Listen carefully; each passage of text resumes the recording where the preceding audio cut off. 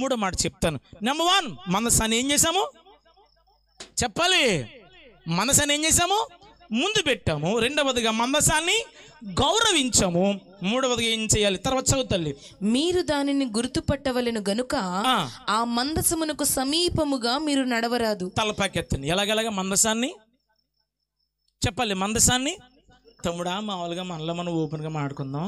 ఇలా మందసంతో ఎంతకాలంగా నడుపుతున్నారు? 40 సంవత్సరాలు నడుపుతున్నారు. ఎలాగెలాగా మరి 40 సంవత్సరాలుగా నడుస్తున్నప్పుడు మనసు మీద అల్లా అయినా ప్రభు ఏమంటాడు? యూనిట్ రికగ్నైజ్, మీరు గుర్తు పట్టాలి. నా మాట ఆలకించండి ఒకసారి. నేను ఈ ప్రాంతంలో నాకు 18 సంవత్సరాల వయసులో ఇక్కడ నేను ఒక సంవత్సరం 2 సంవత్సరాల పైగా ఇక్కడ ఈ ప్రాంతంలో పరిచయం చేసిన, ఇక్కడ కాదు వీరి సొంతూరులో. ఇప్పుడు ఒకప్పుడు నాకు కొత్త కాబట్టి వచ్చిన కొత్తలో అడుగడుగున అడిగివ్వండి. ఎలాగెళ్ళాలి అది చెప్పేవారు. మళ్ళీ డౌట్ వచ్చి కొంచెం ముందుకెళ్ళి మళ్ళీ అడుగువ్వండి. ఇప్పుడు ఏం పర్లేదు, మేము మనం వచ్చేస్తాం కమ్మను. కానీ ఏమైపోయింది ఇప్పుడు చెప్పనా? నాకు అలవాటు అయిపోయింది. ప్రభు ఇక్కడ గుర్తు పట్టమన్నాడంటే ఈ ప్రాంతం ఇదివరకు వెళ్ళిన ప్రాంతం కాదు. మీరు 40 సంవత్సరాలు తిరిగారు. ఏ సందో, ఏ కొండో, ఏ లోయో, ఏ నదో అన్నీ తెలుసు. ఈ ప్రాంతం క్రొత్త ప్రాంతం. నువ్వు నడవాల్సిన త్రోవ పాత మార్గము కాదు, నువ్వు నడవాల్సింది క్రొత్త త్రోవలో వెళ్ళాలి. గనుక నీవు దారిని గుర్తు పెట్టుకోవాలి. దేవునికి స్తోత్రం చెప్పండి. ఈ వాక్య వచ్చిన ఆధారముగా దేవుని మహాకృపలో నిలబడి చెప్పాలనుకుంటున్నా. మూడవ మాట, నీ పాత మార్గములు విడిచిపెట్టి క్రొత్త దారిలోనికి మనము రాగలగాలి. మార్గములు గుర్తుపట్టాలి. ఎందుకంటే ఆ మార్గములు పాత మార్గములు కాదు. కరెంటు పోయిందనుకో మీ ఇంట్లో, ఎక్కడ ఉంటుందో మీకు తెలుసు, వెళ్ళిపోతారు. ఎందుకని? మీ ఇల్లే కదా, వెళ్ళిపోతారు. ఎక్కడ చీపురు ఉందో తెలుసు, ఎక్కడ గడప ఉందో మీకు తెలుసు, ఎంత పెద్ద లంక అంత కొంపలో ఎంత అగ్గిపెట్టి ఎక్కడుందో మనకు తెలుసు. అప్పటికి అయిపోయి ఉన్న చిన్న కోతి ఎంత ఉందో మనకు తెలుసు. మా ఇంటికండి ఒకసారి కరెంటు పోయిన మరుక్షణం అయిపోయి అంటే ఎందుకని? ఆ ప్రాంతం ఏ ప్రాంతం? నీకు క్రొత్త ప్రాంతం. అందుకే ఏం చేయాలి? గుర్తు పెట్టుకోవాలి. ప్రభు చెప్తున్న మాట కూడా అదే. ప్రాంతం పాత దారి కాదు. నువ్వు పాత మార్గములోకి వెళ్ళినట్టుగా వెళ్ళిపోతే కుదరదు. నీవు క్రొత్త మార్గములోకి రావాలి. నీ పాత మార్గములు విడిచిపెట్టి, పాత రోత బ్రతుకుని విడిచిపెట్టి, ప్రాచీన స్వభావాన్ని విడిచిపెట్టి, ప్రాచీన చూపులు విడిచిపెట్టి, ప్రాచీన బ్రతుకు విడిచిపెట్టి నూతన మార్గములోనికి రాగలగాలి. దేవునికి స్తోత్రం. గుర్తు పట్టాలి. What else that means? దాని అర్థం ఏంటో చెప్పనా? అదొక పాత మార్గము కాదు, క్రొత్త మార్గము. మీరు గమనించాల్సిన మూడవ విషయం ఏంటండి అంటే, గమనించవలసిన మూడవ సత్యం ఏమిటండి అంటే, నేను సమాజం నేర్చుకోవాల్సింది పాత మార్గములు కాదు, మనము క్రొత్త దారిలోనికి రాగలగాలి. హల్లెలూయా. ఏ దారి అది? క్రొత్త దారి. బైబిల్ ఒక పెద్ద మనిషి క్రొత్త దారిలోకి వచ్చాడు. చూద్దామా సారి రండి. అపోస్తలుల కార్యాలు 9వ అధ్యాయము 11వ వచనం చదువుకుందాం. అతడు ప్రభువా ఇదిగో నేను ఉన్నాను. అందుకు ప్రభువు నీవు లేచి తిన్ననిది అనబడిన వీధికి వెళ్ళి. ఏ దారట? దారి పేరు చెప్పండి ఒకసారి. తిన్ననిది అనబడిన అంటే అర్థం చెప్పనా? ఒకప్పుడు అయ్యగారు వంకర మార్గంలో ఉన్నాడు. ఇలాగ దమస్కు మార్గం అంటే అష్ట వంకలు తిరిగిపోయి ఉంటుంది, వంకర ఉంటుంది. అది దమస్కులో ఉన్న ఈ పెద్ద మనిషితో వంకర మార్గాల్లోకి వెళ్ళకరా, తిన్నని దానబడిన వీధులకు వచ్చి అంటే అయ్యగారు బ్రతుకు మార్చుకున్నాడు, పద్ధతి మార్చుకున్నాడు, మార్గాలు మార్చుకున్నాడు, త్రోవలు మార్చుకుని వచ్చిన తర్వాత ఆ సౌలు కాస్త పౌలుగా మార్చబడ్డాడు, అనేకులకు దీవెనకరంగా మార్చబడ్డాడు. దేవునికి స్తోత్రం.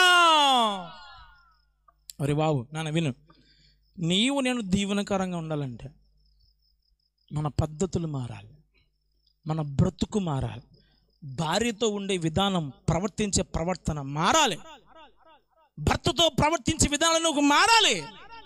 పొరుగువాని భార్యతో మాట్లాడుతున్నావా, పొరుగువాని భర్తతో మాట్లాడుతున్నావా, యావే ఒలే ఓసెంట్ మాట్లాడొద్దు. చక్కగా అమ్మానో సిస్టర్ గారు అనో అక్కయ్యను, అమ్మ రే తల్లి, ఇలాంటి పద్ధతులు మనకు ఉండాలి. కొందరికి అన్నీ మారుతాయి. ఒకసారి నేలటూరు అని ఊరు వెళ్ళాం. ఆ ఊరి పేరు చెప్పండి ఒకసారి. మా సైడు ఒక మామ పేరు పరలోకం మామ. చెప్పండి ఒకసారి. భలే ఉంది కదా మామ పేరు. ఆ మామ పేరు ఏం పేరు తల్లి? పరలోకం మామ. ఏమండి బాబు వాక్యం చదువుతుందమ్మా, బాగా చదువుతుంది, పాటలు బాగా పాడుతుంది, చాలా బాగుంది అన్నాను. ఒరే ఈ మామ చచ్చిపోతే పరలోకం వెళ్ళిపోద్ది, నన్ను పిలువరే అన్నాను. ఆ పాస్టర్ అంటాడు కదా, ఈ మామయ్యండి అన్ని దేవుడియేనండి, పింఛను దేవుడిదేనండి, అన్ని దేవుడియేనండి, నోరు మాత్రం ఆవిడదండి అన్నాడు. అంతే. ఎలాగా? అన్నీ దేవుడియా, నోరు మాత్రం ఎవరిది? అమ్మగారు నోరెత్తితే బూతులు తప్ప ఇంకోటి మాట మాత్రం రాదంటే. నోరెత్తితే బూతులే. వాక్యం చెప్తున్నదే, నీ ప్రవర్తన మారాలి. పాత మార్గము. దేవుని నమ్మనప్పుడు తాగానండి, ఇప్పుడు కూడా అప్పుడప్పుడు తాగుతుంటే కుదరదండి, బ్రతుకు మార్చుకోవాలండి. ప్రభు నమ్ముకున్నప్పుడు ముహూర్తాలు చూసాం, మరి ఇప్పుడు కూడా చూడకపోతే ఎలాగండి, మంచి చూడకపోతే ఎలాగండి?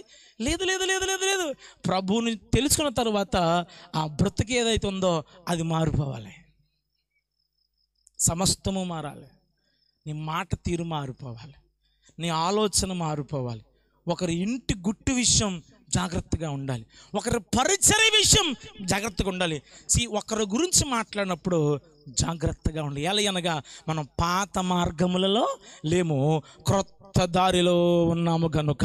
దేవునికి స్తోత్రం చెప్పండి, చెప్పాలి హల్లెలూయా. అర్థమైందా నా మాట మీకు? నేను ఈ ప్రాంతంలో పరిచర్య చేస్తున్నప్పుడు ఒక వ్యక్తి ఇంటికి నేను వెళ్తున్న. వ్యక్తి పేరు పరిశుద్ధ పౌలు. చెప్పండి ఒకసారి. మరి అయ్యగారు ఏ ఉద్దేశంతో పెట్టారు కానీ అతనికి పేరు పెట్టారు పరిశుద్ధ పౌలు అని. ఒకరోజు వెళ్ళేటప్పటికి ఫోన్ వస్తుంది. అప్పట్లో టచ్ ఫోన్ కొత్తగా వచ్చింది. సినిమా పాటలు వస్తున్నాయి, ఫోన్లోంచి సినిమా పాటలు వచ్చేస్తున్నాయి. అదేంటండి, ఇంకా మీరు మారు మనసు పొందలేదా? సినిమా పాటలు పెట్టుకున్నామంటే అతను అంటాడు కదా, గుళ్ళోకి అయితే మారంగానండి, మరి పాటలు అప్పుడే మరి టైం పడుతుందండి. మరి ఎలాగా మారడానికి ఏం కావాలట?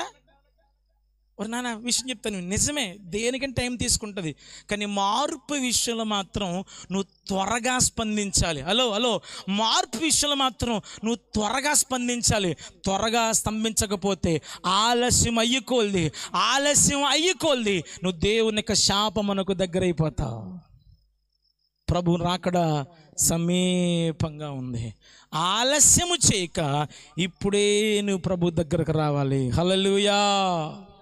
ఆ కొండ గురించి మాట్లాడుతూ నీళ్ళు ఇస్తానమ్మంటే, ఇచ్చేయండి బాబు, 5 నెట్టుకుని ఇంకో 10 మంది నెట్టుకుని హ్యాపీగా ఉంటానని అంటది కదా.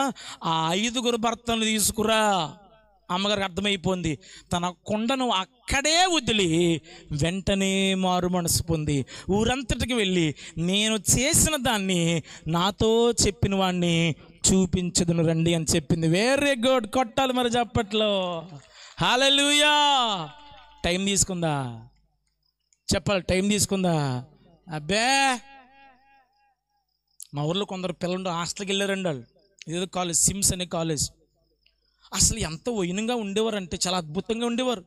హాస్టల్కి వెళ్ళిన వారం రోజులకి అప్పటిదాకా వస్తారా చతారా అంటే వాడుక భాషలో మాట్లాడిన ఆవిడ వస్తారా చేస్తారా అది ఏంటో గారా ఇటు వారానికే ఎలాగా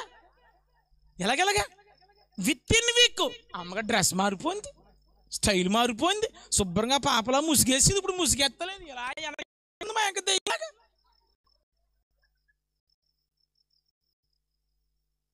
ఒరే గర్ల్ ఫ్రెండ్ సంపాదించడానికి టైం తీసుకోవా, చూడగానే పడిపోతావు. ఏంటి ఇంగ్లీష్లో లవ్ ఇట్, చూడగానే పడిపోతావు. మరి ఏం నచ్చద్దు నాకు అర్థం కాదు. చూడగానే పడిపోతావు, చూడగానే చాలా బాగున్నా పిల్లడు చూడగానే వెంటనే పోనీ పెళ్ళి అయిందన్న జ్ఞానం ఉండదు కొందరికి. పోనీ పెళ్ళి అయిపోయింది, 3 బిడ్డల తండ్రి, 3 బిడ్డలతో ఈ ఇంగిత జ్ఞానం ఏముండదు, చూడగానే పడిపోతారు. మళ్ళీ అమ్మ ఇంత ఫాస్ట్గా వచ్చేసిన మార్పు బ్రతుకు మార్చుకోవడం మాత్రం ఎందుకు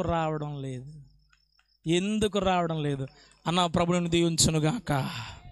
చూచాడు సైకమోర్ మేడు చెట్టు మీద నుండి చూశాడు మనోడు. జక్కయ్య రా, నీ ఇంటికి ఇవ్వాలని వస్తాను అనగానే వచ్చేటప్పటికే ఇంకా లోపలికి వెళ్ళలేదు, కాళ్ళకి నీళ్ళు ఇవ్వలేదు, తాళం తీస్తుండగానే ఒకంతకు 4 వంతులు ఇచ్చేస్తానని చెప్పి పరిపూర్ణమైన మారు మనస్సు వెంటనే పొందేసుకున్నాడు. దేవునికి స్తోత్రం. ఇప్పుడు ఏం కావాలంటే ఇప్పుడే కార్యం చేసే ప్రభు అని కొందరు పెద్ద జ్ఞాతం చూస్తానండి. దానికి జ్వరం వచ్చిందంట, ఇప్పుడే ఇప్పుడే. స్వస్థతలు ఎప్పుడు కావాలి నీకు? ఎప్పుడు కావాలి? అయ్యగారు చేతులు వేసిన వెంటనే స్వస్థత చేయాలి. మార్పు మాత్రం సంవత్సరానికి వస్తుంది మనకి. అబ్బే, స్వస్థత ఎంత శీఘ్రంగా కావాలో, ఆశీర్వాదం ఎంత శీఘ్రంగా కావాలో అమ్మా, మార్పు కూడా అంతే త్వరగా దేవుడు నీ నుండి నా నుండి కోరుకుంటాడు. నమ్మిన 2 చేతులు పైకెత్తి దేవునికి స్తోత్రం చెప్పండి. హల్లెలూయా.